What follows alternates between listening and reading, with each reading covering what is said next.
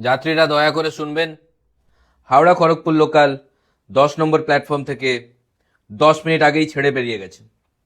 আপনারা হয় পরের ট্রেনের জন্য অপেক্ষা করুন, না তো বাইরেই বাস স্ট্যান্ড আছে। আরে যাদের টিকিট কাটা হয়ে গেছে তারা কি করবে? যাদের টিকিট কাটা হয়ে গেছে তারা 1 নম্বর টিকিট কাউন্টারের সামনে আসুন, আমাদের লোক আছে আপনাদের দেখিয়ে দেবে বাস স্ট্যান্ড কোন দিকে। আরে ওই হাওড়া মেদিনীপুর গ্যালোপিন বেরিয়ে গেছে। বেরিয়ে গেছে? ঘুমোতেও দিচ্ছে না, ট্রেন ফেন নিয়ে বেরিয়ে যাচ্ছে। যাত্রীরা দয়া করে শুনবেন, Howrah Medinipur galloping local galloping হওয়ার জন্য সব স্টেশনে দাঁড়ায় না, তাই হাওড়াতেও দাঁড়ায়নি। আরে দেখ, হাওড়াতে দাঁড়াতেই হবে, হাওড়াতে দাঁড়াবে না? দাঁড়াতে হবে বলে ঢোকেই নি, ও ট্রেন দাঁড়াতে পছন্দ করে না।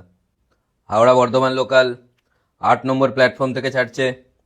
মেন লাইন না কর্ড লাইন? তাড়াতাড়ি বলো। 8 নম্বর প্ল্যাটফর্ম থেকে ছাড়ছে, মেন লাইন না কর্ড লাইন ড্রাইভারকে জিজ্ঞেস করে নেবেন, ও জানে। এই ধ্যাৎ, আরে বল মাইকে। কি বলবো? আরে হাওড়া পাঁশকুড়া লোকালটা নিয়ে তো বলবি। যাত্রীরা শুনবেন, হাওড়া পাঁশকুড়া লোকাল হাওড়া থেকে ছাড়বে, লাস্ট স্টেশন পাঁশকুড়া।